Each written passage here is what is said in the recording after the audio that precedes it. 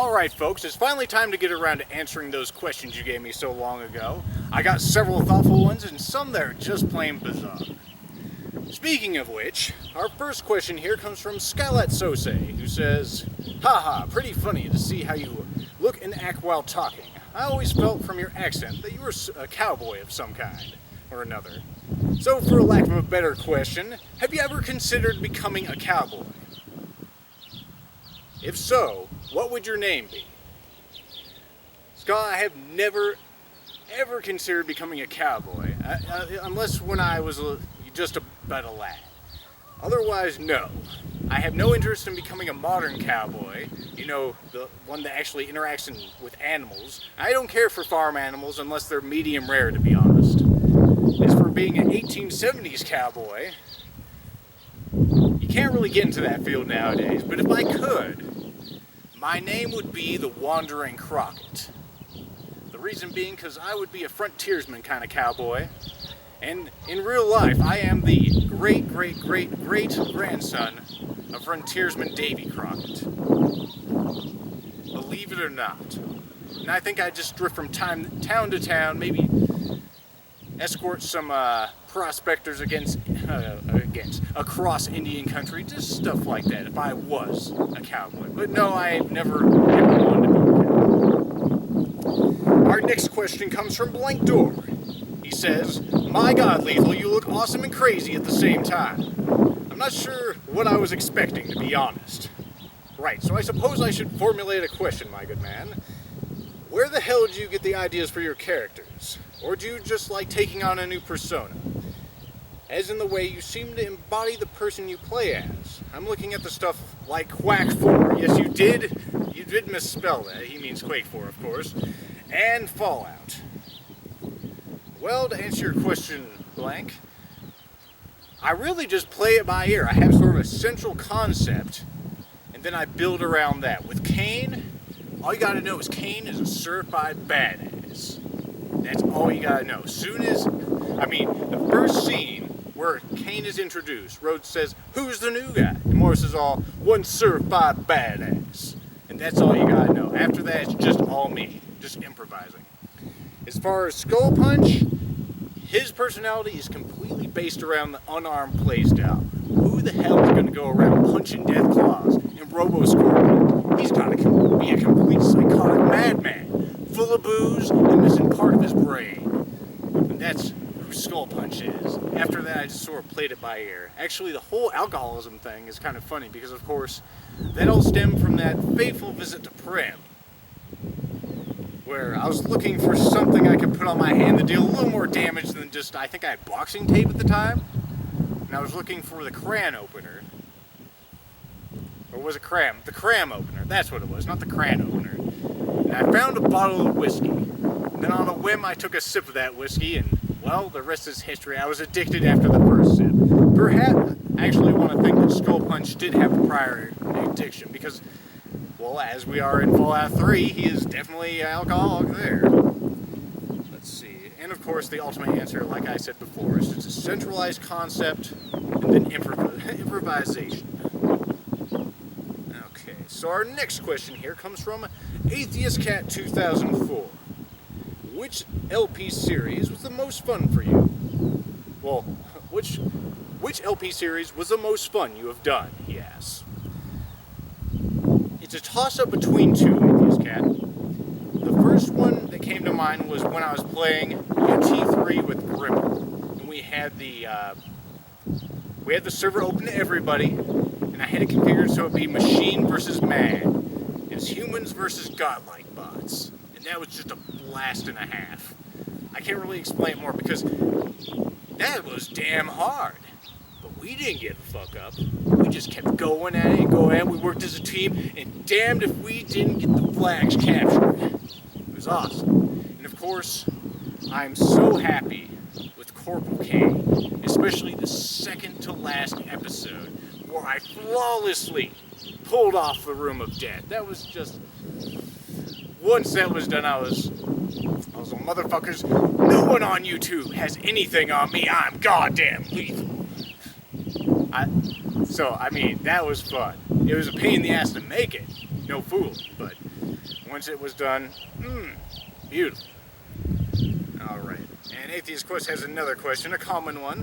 What is your favorite fruit, he asks. Well, I can't say just one thing, because I love all kinds of food. The one that comes to my mind, always first though, is prosciutto. Prosciutto, if you don't know, is cured ham. It's uncooked. What they do is they cure it in salt. They do it over winter. It's an Italian method of curing ham. They do it over winter, they put on salt, and then over the course of 2 or similar amount of years, they press it. That removes the blood. And what you get is a piece of meat that almost melts in your mouth.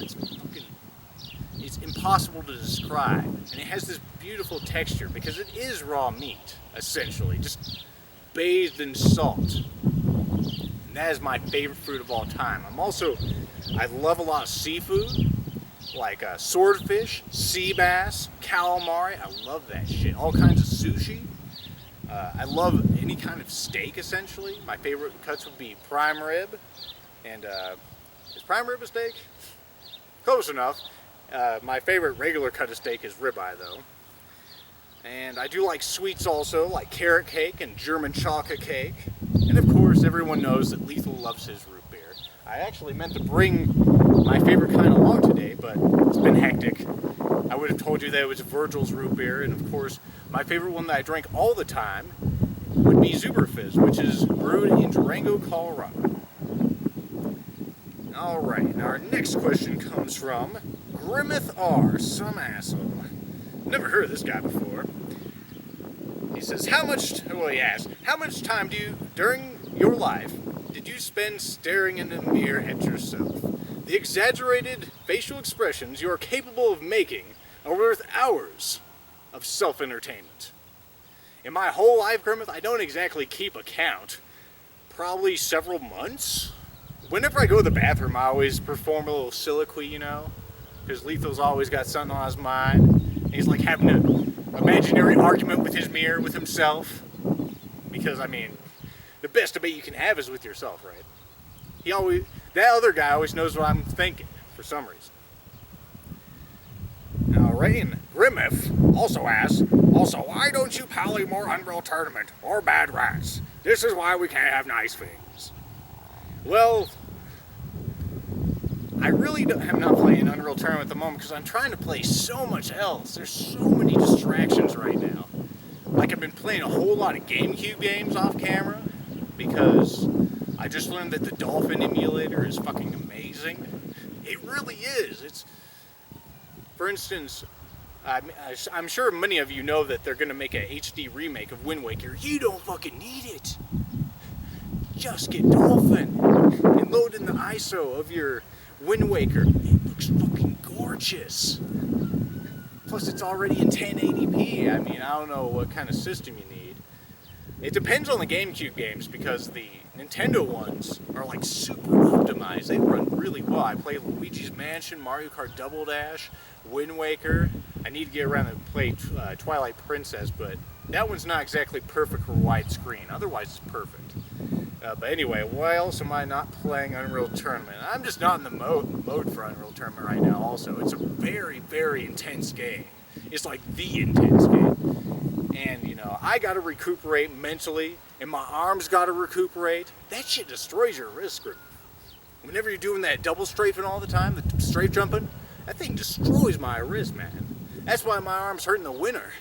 It's because of Unreal fucking Tournament. Not just because I'm a software engineer, man.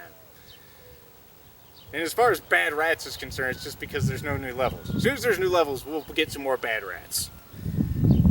Alright, we have another question from Grimmethar. It said, he said, he's not an it, he's a him. Would you be interested in getting into the radio business with me? We can read children's short stories together on Sunday morning. I think it's a golden opportunity available to the two of us, if only we tried. If you are serious, Grimmeth, I will take you up on this offer. I will definitely read some children's short stories with you, because, obviously, what I'm reading right now, I need more practice reading aloud. I'd have to censor myself, but it's not really that big a fail. I did work in education for 5 years, so I know how to do that. I don't like to do that, but I can. But if it's a serious offer, sure as hell I'd do some radio programs with you. Now, we're talking radio. Are we talking South Carolina? Are we talking Colorado? Are we talking internet radio? That would make more sense. We could just put the shit on YouTube, you know? I'd be down for it. Just PM me later and we'll get this shit organized, alright? Alright, our next question comes from Larry and the Mage. I've been wondering this for a while, but what is the weird Egyptian-like avatar you have? Egyptian-like? It's not Egyptian at all there, Larian. It's actually Widowmaker from Unreal Tournament 2004. He's a robot. He's actually a member of the Blood Fist Warriors, an all-synthetic team of killing machines. Here's his description. Get off here, bud. Hey, get off my duck. Widowmaker is one of the few drones confirmed to be wholly inorganic. Advanced threat detection and onboard evasive logic make this being a force to be reckoned with. The main reason I really personify with personify? I don't think that's the right word there, Lethal. But anyway, the whole reason that I identify, there's the word, identify with Widowmaker is because he's, well, you know, that description right there, and he's yellow. I like yellow. And whenever I'm playing Unreal Tournament with you guys, you can see the son of a bitch who's yellow. And you can try to kill him. It's just like whenever you're yellow or orange in Quake or in UT, you know that guy who's yellow or orange is an asshole. So that's why I'm Widowmaker, at least my avatar at the moment. It may change eventually, but I have no real inclination to do so at the moment. Alright, and our next question comes from Buddy is a Fat Cat 1. He asks, what games do you plan to Let's Play in the future? And will you ever finish Primoria? I did finish Primoria, it's just that Twitch, of course, fucked up, so you didn't get to see the rest of that recording. But I will indeed go back into Primoria off screen. I do plan on doing that. It's a fine game, and I think it does deserve another playthrough. But since you want a preview of things to come from me, Lethal, things you can honestly and completely expect with 100% certainty, all of Splinter Cell that I can possibly record. That would be Splinter Cell Double Agent for the PlayStation 2, which I'm already doing. Splinter Cell Double Agent for the PC, which I will be doing later. I plan to be doing the co-op with Rev. Hopefully it works better than Chaos Theory did, which didn't work well at all. And I plan on doing Conviction. And eventually, I plan on doing Blacklist. I plan on actually getting all these series done before Blacklist is released in August. So I better get my ass in gear, right? Also, if I can ever do, what the hell is it called? Splinter Cell Essentials for the PSP, I will also do that. And there's also another game for a handheld that I will additionally do when I find the time for it. It's not a big rush on that one. And you can also expect Contraption Maker, at least on a stream. Contraption Maker, if you're not aware, is the spiritual successor to The Incredible Machine. It's actually developed by the same people. It's a fantastic little game. It should be released in summer 2013. And finally, another game that I almost certainly will have a series of that will be released, I think they said fall 2013. Takedown for the PC. Takedown is the spiritual successor of SWAT and of Rainbow Six.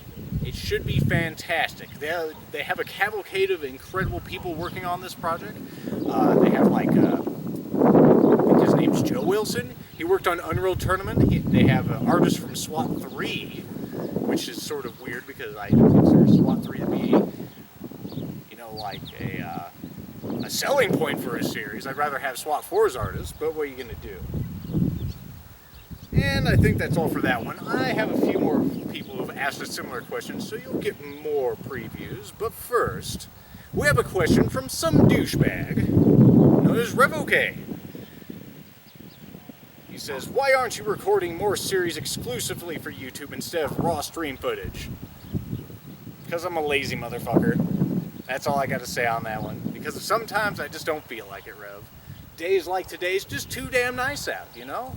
I want to shoot some archery. I don't know if you guys can see the bows right here. I'm all set up for another question. Hopefully I get to it today. And I mean, sometimes I just don't feel motivated.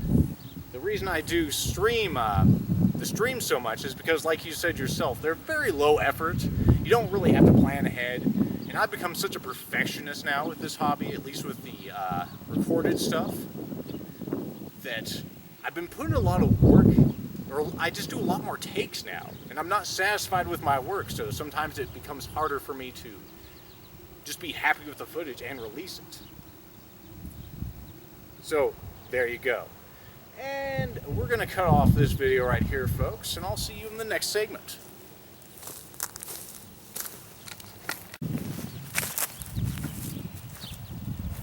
Alright, folks, sorry about that abrupt cutoff right there. I'm actually at my folks' property right now because their yard's a lot more scenic than mine is over at the fourplex. But anyway, I just answered a question from Revocane right there. And let's see.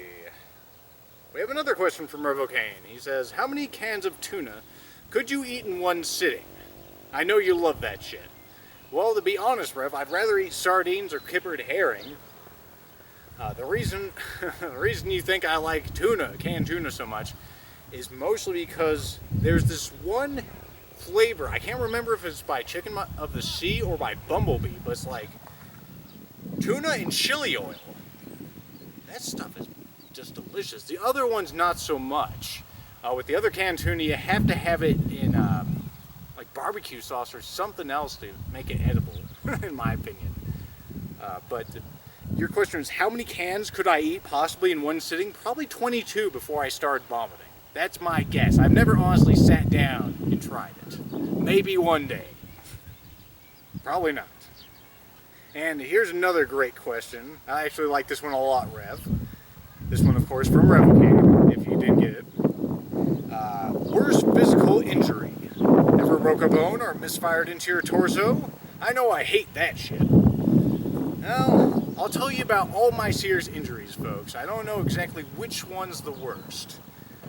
And all these occurred when I was but a lad. The first one was a compound fracture to my right tibia.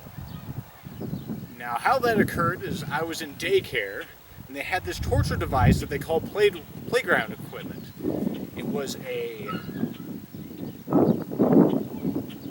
how would I explain? It was a bunch of tires chained together at a steep incline like that, probably 45 degrees or steeper.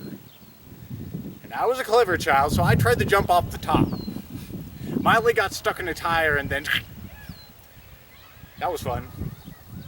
My next one would probably be when I sprained my neck. It is possible to do that, folks. How do you do it? One word. Trampoline. You fall on your head on a trampoline. And then you're just like this. You have to get one of those collars so you can actually hold up your head. I can't remember how old I was when I did that. My mom said I had like the bike on the trampoline when this occurred. I have no idea. I can't remember the exact details. And the next injury I've had is a hairline fracture to my right ulna. How that one occurred is actually incredibly lame. I can't think of too many other ways that are lamer than this to break any bone. I was sitting in front of the family organ. We had one of these on this sort of piano bench that opened up and you could put like sheets of music and music books in there. And I was like rocking back and forth or something. Well, it went back too far and I went to catch myself with my right arm, and that was enough to break my arm. I have no idea why it took that little force. I had plenty of calcium. I was drinking milk like a calf, so I have no idea. But it's the lamest way to break a bone. I can only think of one way that's lamer than this, and that is the way that my mom broke her leg. She woke up. This was actually before I was born, as I understand. She woke up in the middle of the night, her leg was asleep, and she went to go to the bathroom or something, and she walked on her leg that was asleep, and apparently it had not had enough blood, and then that's all it took. That is the only way you can break, that is the lamest way you can break a bone that I can think of. And now for my final terrible injury. may notice that my teeth aren't perfect. Let me get a little closer so you can see. I actually have to bend down because I don't have the camera set up high enough. But if you'll notice, my two front incisors are not the same length. It's because when I was but a lad, I broke both of them right in half. I actually pulverized them. If you can imagine teeth being ground into dust. Now, how I accomplished that? Well, another piece of playground equipment that was the equivalent of a torture device. Not really. It was a slide made out of rolling metal bars. How they didn't think this would go wrong, I'm not sure. But again, I was a clever child. I thought I'd go up it. It didn't work out. I tried to go up it. They rolled and then right onto the metal bars, pulverized the teeth. Now the reason they're uneven today, I didn't mention before, they're perfectly in line. I don't need braces or anything. It's just that they're varying heights. The reason that they're varying lengths at the moment, I had both of them replaced by a dentist. Not replaced, but they used a synthetic tooth sort of filling to make me half a tooth essentially. And when I was having ribs, chewed down, broke my left tooth. More of that lame shit, folks. I need to have ribs again so I can even them out. Or maybe go with the dentist, but enough of that shit. And that's all my serious injuries, folks. Oops. Let's see. Okay, so our next question comes from Big Killer 15. Now that I've seen you, I can help. I'm guessing you meant you can't help. Now that I've seen you, I can't help but picture Jim Carrey while watching your videos from now on. Well, alrighty then. I can't do a Jim Carrey. He's more expressive than I could ever be, at least in that format. And as for his question, any chance of a SWAT 3 LP sometime in the future? Not a chance in hell. I don't care for that game. It has bad mechanics. I mean, SWAT 4 doesn't have perfect mechanics, but SWAT 3, it's not a simulation at all. It's a crapshoot, in my opinion. And the level design isn't even close to realistic. I remember when I first played it, I went to this house, and it had sort of an underground dungeon. It's sort of like the second mission in SWAT 4. Except this thing was like a whole fucking compound underground. This is ridiculous. With I-beams all over the place. That's just not realistic. Come on. So no, I won't be playing SWAT 3 in the future. It's just, I don't care for that game. If I ever learn how to play SWAT 2, I might do one of that, but that one takes some skill. Okay, so our next question comes from Jamoni 2010. Why the hell is your face so beautiful? Are you fucking serious? I've never considered myself beautiful. Majestic, of course, but never beautiful. If I had to give you an answer, though, I can only think of two things. I'm a quarter Italian on my dad's side, and of course Italians, never known as a people that are hard to look at. Am I wrong, folks? I'm not wrong. And as for the other reason, I think it's because I'm in shape.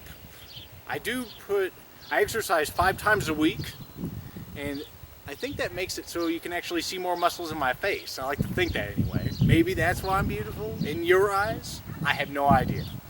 Like they say, beauty is in the eyes of the beholder, and I don't see anything other than majesty. Okay, so our next question comes from Maxi Sokol.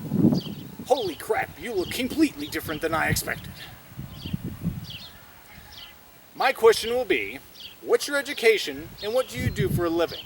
For example, or for some reason, he says, I'm expecting you to be an electrical engineer, but I'm probably wrong. Again. Oh, don't sell yourself too short. I am an engineer, but not what I consider a real engineer. I'm a software engineer. For the most part, I work on the Ruby on Rails platform, which is a web application platform. I do a variety of other things, but that's how I get my bread and butter. I work on Ruby on Rails. I also do a lot of sysadmin for our little company, and we use Ubuntu and Red Hat systems. I actually am a Red Hat certified engineer. As for my education, I only have a high school diploma. I've taken several college courses, but I have no degree whatsoever. It's mostly because the field that I initially wanted to go into was information systems, and having a degree in information systems is just ridiculous. There's no reason to have that. You need certifications in vocational school. You just need to know how to, essentially you need to know how to manage your systems and then get the fuck out there and do it, and get experience. And that's what I did. Right out of high school, I was immediately going into the tech field. Now, of course, that changed because I become a software engineer through my connections. But that's why my education is what it is, because I want to go into information systems. Let's see. Also, I forgot to mention, I also do Java programming with Google Web Toolkit nowadays. That's a big thing of what I do. Google Web Toolkit, if you don't know, is a way to make very complex JavaScript applications in Java. And through the magic of Google, you can make that Java code into the completely unrelated JavaScript code. And it works rock solidly. It's beautiful. But I hope that answers your question. And we have another question here from Buddy is a Fat Cat. Have you ever considered playing with Jeff Major? You mean just playing with him or doing a video? Because I have played running with rifles with him. Not a whole lot of other stuff though.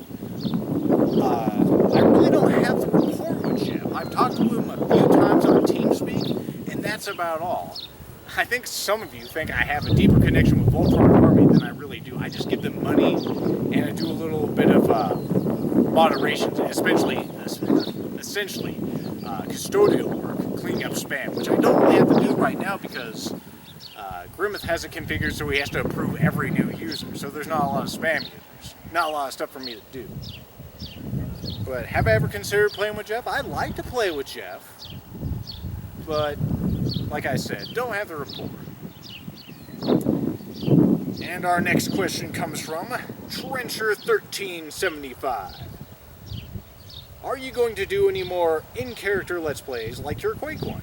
The answer is yes. I will be doing another in-character Let's Play.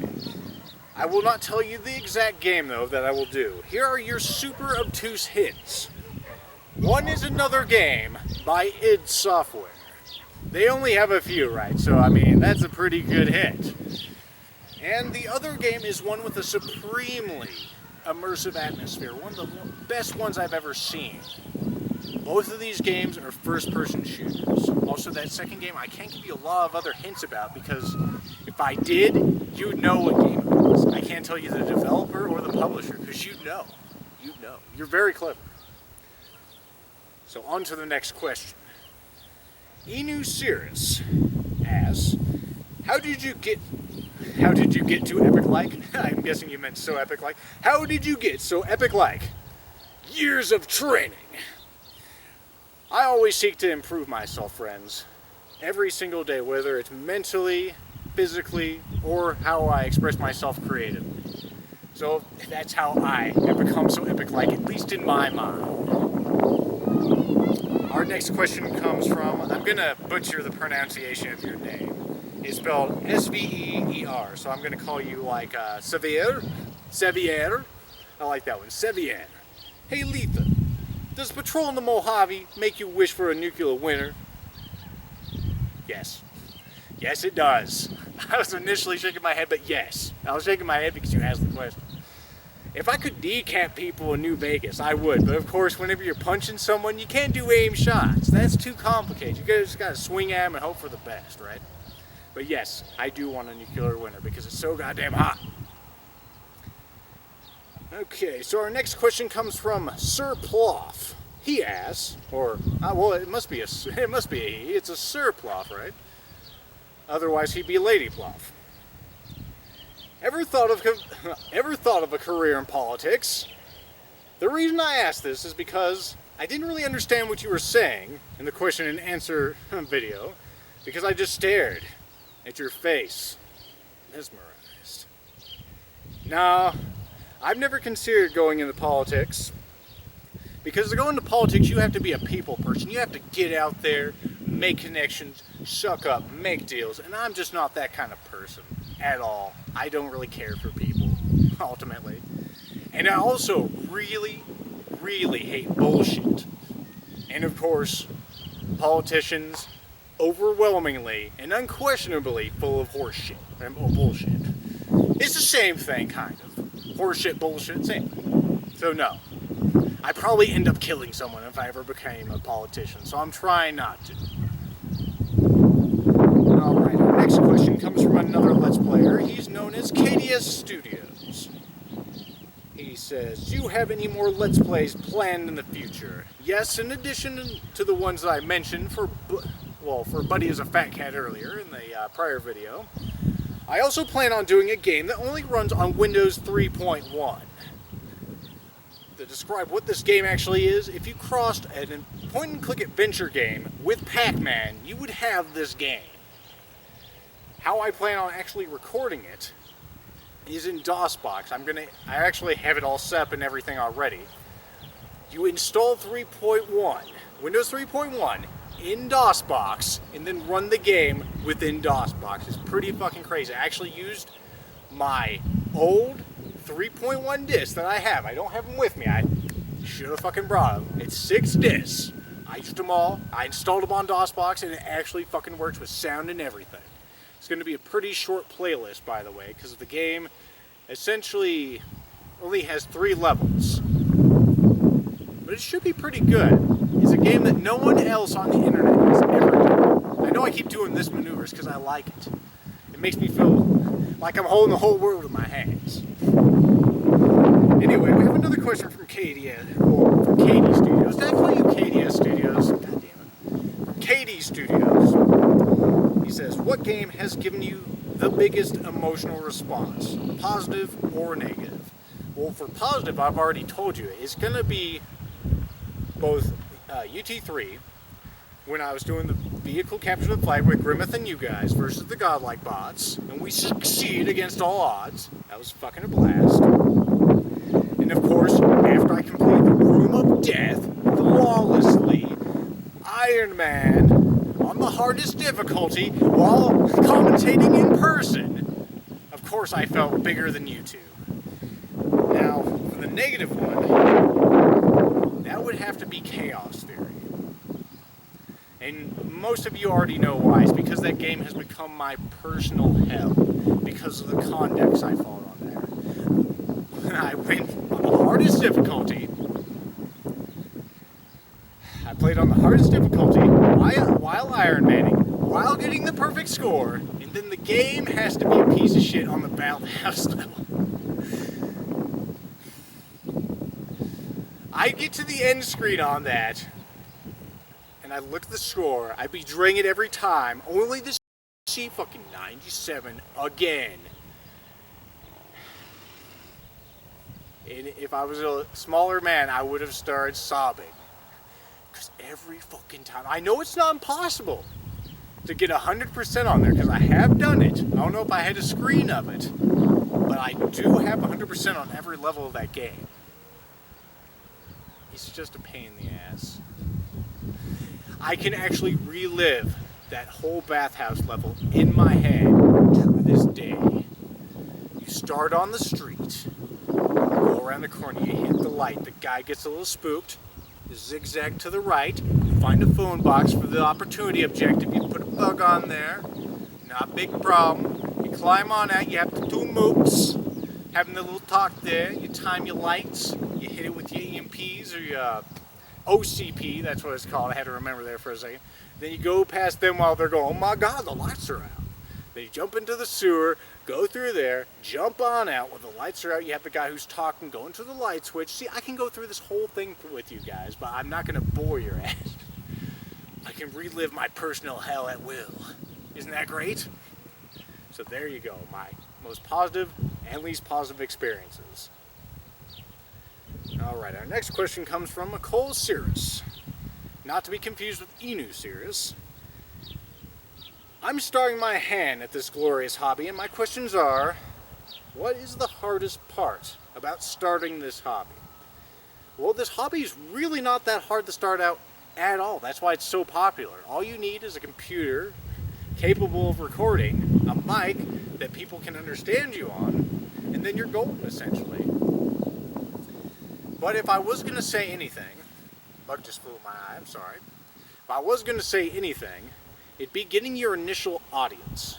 When I started, I actually had 40 subscribers already because I had made several just gameplay videos for like Red Faction Gorilla. They had the indestructible building. I had that at release, and of course everyone's all, how the hell you fucking do this? So I had 40 subscribers from videos like that. I also had some for like Uncharted. I had some Gundam videos. I had Bionic Commando.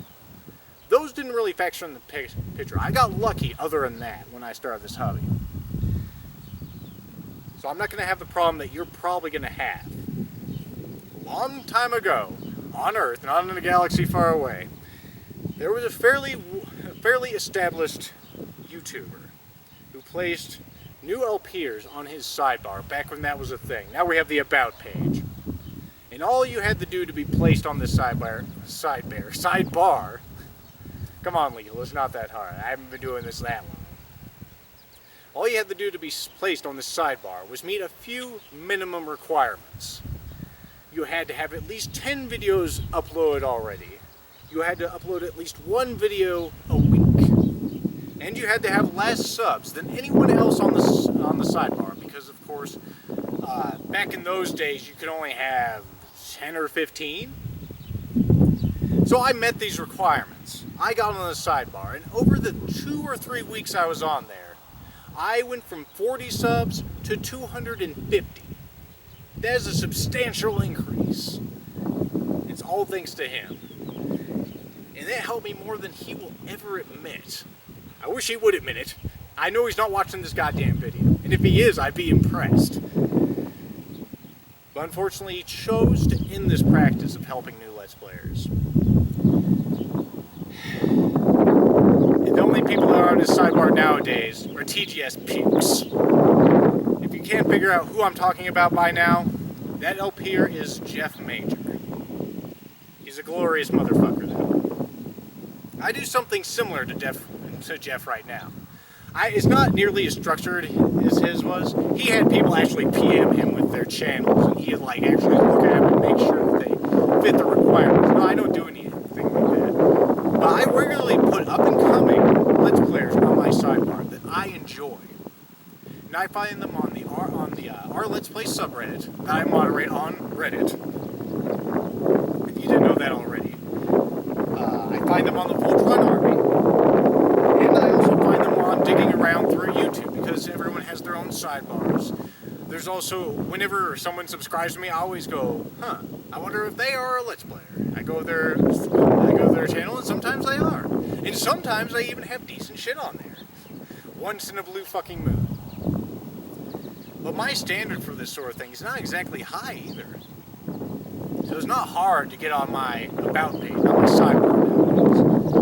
All you have to do is play interesting games, interesting way, and not do stupid shit. When I say stupid shit, do not have a cinematic intro, for the love of fucking God. No one needs those. One of the things that I hate about Yahtzee's escapist thing is that fucking annoying intro on it. Thankfully, Yahtzee Crowshot does not do it on his regular Let's Play videos. You don't need that. And that's one, as soon as and those actually help me, because whenever I see those, I just close the goddamn window. I'm giving you a little advice here also, instead of just telling you what's the hard part of getting started, if you haven't noticed. Another dumb thing that you can do that'll piss me right off if you want to get on my About page is say, like, favorite, or subscribe. You don't need to do that. People know how to use YouTube. And it's demeaning when you say that. Because you don't care about making a product, you care about getting an audience. Don't do that. You can concentrate on making something good. I'm not saying that my stuff is fantastic by any means, but at least every like that I've gotten, every subscription is honest. It's people that want to actually look at my stuff and tell me that they liked my videos. Anyway, if you're interested in getting onto my About page, Cold Cirrus, or anyone else, throw me a PM. I guarantee that I will look at your channel. No guarantee of anything else. No guarantee that I'll reply to your PM and tell you what you're doing wrong. I could, but it would be pretty goddamn scathing. I can't hold back on this sort of thing, as you've noted. So, I don't promise that I'll put you on there by any means. You have to entertain me first. Like I said, it's not a high bar to get over. I have people like effing Controller on there. Nah, he's great. But, yeah, just throw me a link and I'll see. I didn't see any videos on your channel just yet, Cold Sears, but as soon as you do, I will look at it. And Codes, I have my phone on. Probably you assholes, right? No, someone's going live on Twitch. Let's go ahead and turn that off. We don't need that interrupting our little time together, do we? Alright, so Cold Sears also asks, how do you feel about your work thus far? Still not good enough. It can still get better, man. I can get better at reading aloud. I can get better at my thoughtful commentary off the cuff. I can do more research for my games. They can be so much better. And they will. I plan on making my shit so much better than it currently is. Not to say that my current stuff isn't, you know, better than a lot. I consider I Am Corporal Kane to be some of the best shit on YouTube. And that is honesty. But that's not exactly a hard bar to get over. It is YouTube still. But I like that. I can't think of any way I Am Corporal Kane can be quite better. I'm thinking even now, and I just can't think of anything. It was pretty solid all the way through, I think. I had good timing, my commentary was better than normal, and my gameplay was fantastic, especially on that second to last episode, if I do say so myself. I mean, who else does that? Who goes into a hard game, plays on their hardest difficulty, Iron Man's it, and then has coherent role-playing commentary? You don't see that anywhere else. That's lethal stuff right there. I'm proud of that. So my stuff can get better, but I'm doing all right. That's my ultimate response. Oh my god. This next querier is from, I think, some kind of Scandinavia. His name is spelled, well, his or her name is spelled NEJCOJSTERSCK. So I'm just gonna call you Najik, okay? Najik. Since you liked Fort Zombie, are you planning a LP or an LP of the great indie Z game known as State of Decay? I'm getting a little tired here. I sure brought my water too. I'm new at this whole recording live thing. Grimmeth would have some milk, right? Isn't that right, Grimmeth? You'd have your milk handy for this. But anyway, State of Decay, I wasn't even planning on. I didn't know about this game until you brought it up with your question. It looks pretty awesome. It sounds like something I wanted to make, which was a better Fort Zombie. A Fort Zombie that wasn't a pile of garbage, that didn't run like a pile of garbage. But I really have to play it before I can give you a definitive answer. Right now, it is available on Xbox 360, if I remember correctly. The PC release should be available later this year or early next year. Unfortunately, I don't have that in my notes. Also, if State of Decay becomes oversaturated with LPs, I likely will not do one. I don't like to do oversaturated LPs. That's why you don't see a Daisy series on my channel. Everyone is playing that goddamn game, and Lethal didn't feel like it. Alright, so our next question comes from Entropy Attack. He asks, if you could do a collab project with any other LPer, who would it be and why? Well, you're probably expecting someone who's fucking gigantic. I really don't like a lot of the big names. The first one that came to my mind when I was writing my notes, and still now, is effing Controller. As to why, it's simply because I like him. And I think our commentary would mesh really well together. We're exactly the same age. I don't think he's born at the same time, but we're both 28 years of age. At least from what I heard last. But was his birthday just recently? I can't fucking remember. I think he did a stream on his birthday. Oh well, but anyway. Our commentary really would mesh together well, and the end product would have a lot of Saturday Night Live references from the 80s and 90s, which everyone loves, right? Everyone loves Bill Bradsky living in a van down by the river. And we've kind of nudged each other about doing a series together. The last time we talked, we could do UT while having nothing but the Russian accents, which would be fantastic, man. We'll have to get together and do it sometime, especially since you have, what's this called, a regular work schedule now. That is incredible. Working during the day, my god. Who ever thought of such a thing? So to answer your question, entropy attack, the answer would be first effing control. Now, if it could be anyone, I also would like to do one with Jeff. I think our commentary would not clash too much. And it's just because I really like Jeff and he helped me get started. I respect him a lot. And then after that, one that I know is definitely not going to happen because of who the other Elmir is. He's even more anti-social than me, which is impossible. His name is Plump Helmet Punk. I also don't know how our commentary would ever jive together because Plump's commentary style is very, very, very, I can't think of the next word, not focused, but it lends itself well to solo commentary.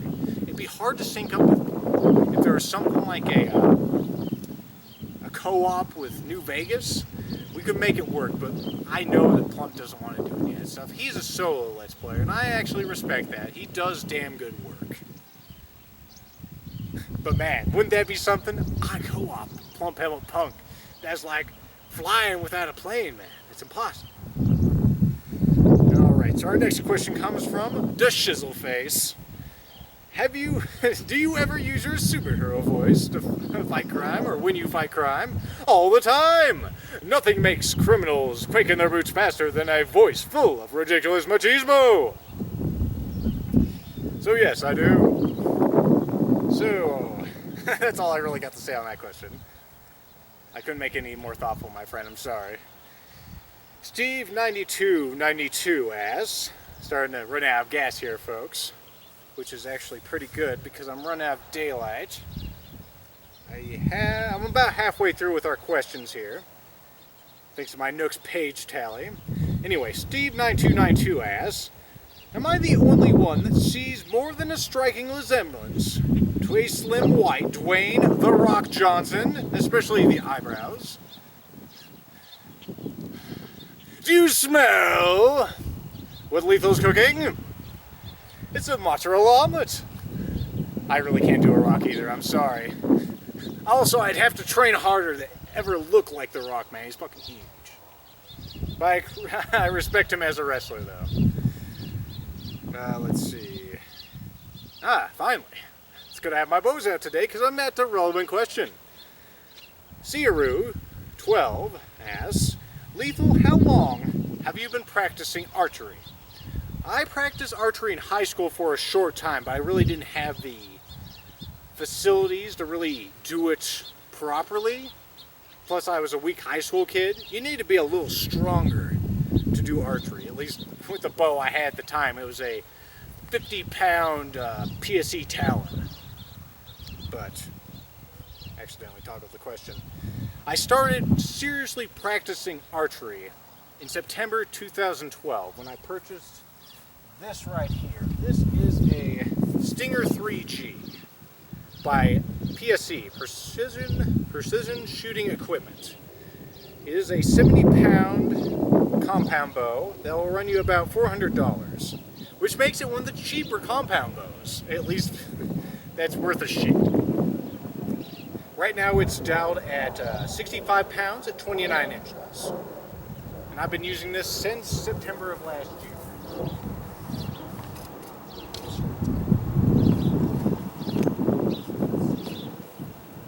I feel like shooting a little bit since I have these out, folks. I'm sure you'll enjoy that, right? And that's one reason I have all this shit laid out here. So let's see. There we go. I'm pretty good with this one. Wrong arrows.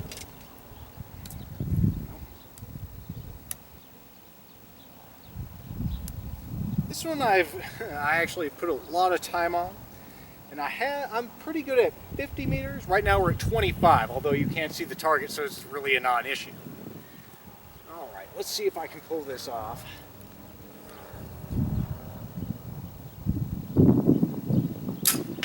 Oh yeah, that one's looking pretty sexy. It's a shame I don't have two cameras so you can see that again.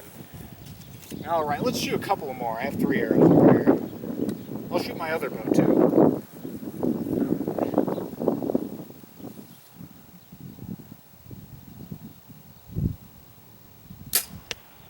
Oh, fuck, that one's good too.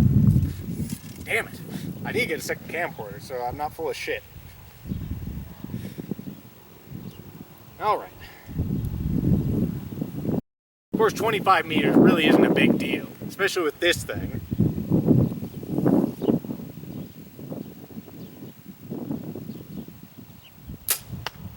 Ah, not too shabby at all. Fuck. We're gonna go out there in just a second to look at those. Now I think I'll cut us off for the day. Anyway, onto my other bow. This one I bought in March. Have to make sure I'm still on camera while I'm doing this. This one I bought in March. This is a Hoyt Buffalo hunting recurve. This one's rated for 50 pounds. This one is no fucking joke. This one actually runs $750, if you can imagine it. It's really nice. I don't really have anything other to say than that because it's my second hunting recurve other than that PSC Talon, which I don't have with me today because it has a twisted lip. So it's not really safe to shoot. I usually keep it strung at my house so I can just practice on my board. Because there's so much more to this one than there is to the other one. We'll do a few shots with this one so you can see how it operates. Where's my shit? First we have our wrist guard here. Even though I don't hit myself on the wrist too often. If you hit yourself once with a 50-pound recurve, you'll get one of these fucking things, folks. Okay, and then we also have a finger tab here. This one's just a piece of shit, to be honest. It's good enough, though. Alright. Let's hold the bow right side up. That usually helps. It's a little windy out here today in Colorado, but nothing too bad. You can see that the vanes on this arrow aren't perfect either, but I'm a cheap motherfucker, so we'll deal with it. Okay. With the hunting recurve, you gotta really pay attention to your posture. You gotta keep your head straight. There's so much more, and you gotta shoot pretty quick after you draw, because otherwise you'll be shaking around like crazy. Alright folks, let's see if I can do this. This one's much harder to do. I'm hoping I just hit the fucking target and not make an ass of myself on camera when I go look at the other arrows. Hi. Gee. Well, piss. Okay.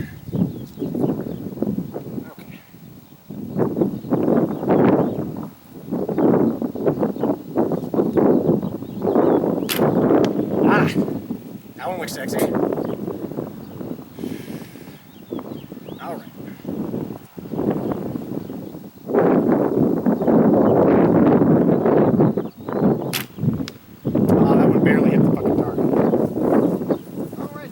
I hope that answers your question, Sierra. I've been practicing since September of 2012 with the compound, and with this I have been practicing for 3 months since March 30th, essentially. And today is June 30th, so there you go. Let's go take a walk out to the target, folks. Alright. Actually, I'll be plugged into a extension cord. Hold on to your stomachs. There we go. Okay, let me give you a wide angle there. Alright, let's go out there, folks. I hope you enjoy this view of my face. I'm hoping these look pretty good for you guys. I can't really see them from that distance, but they look pretty good. Oh yeah, that's actually pretty damn good. None of them are actually in the target, but let me show you what we're looking at. There we are, folks. So here are the compound arrows right here. That's a nice grouping right there, right? I gotta look at the camera so I'm actually, know I'm pointing it. Those ones are grouped well. That one not so much. I actually should be doing better than that. The recurve arrow is not so good here. In fact, the other one is right up here. Let's go ahead and pull that shit out. So not my best shooting with the recurve, but decent shooting with the compound. Alright folks, so let me turn this back this way. I hope you enjoyed, and I'll see you for the next segment. We're only halfway done with the questions. I'll probably do it next weekend if I don't do it tomorrow in my house. But anyway, I'll see you then.